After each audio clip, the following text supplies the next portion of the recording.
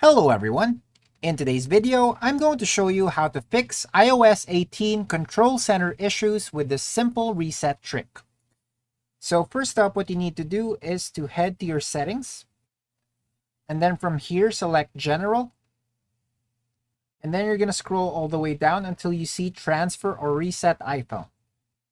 Now in here, we're just going to go ahead and tap on Reset, and then we're going to select Reset All Settings. Now this will prompt us to input either our code or your Face ID so that you can continue to reset your iPhone.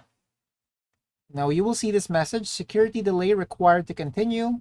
A security delay is required because stolen device protection is active and iPhone is not at a familiar location. So you can just start with security delay if this appears on your end. But if it doesn't, then you can just immediately start with the soft reset that your iPhone will do to your device. After that, just log in like the usual, and your control center issues should be gone on your device. And that's it for today. Thanks for tuning in, and I'll see you next time.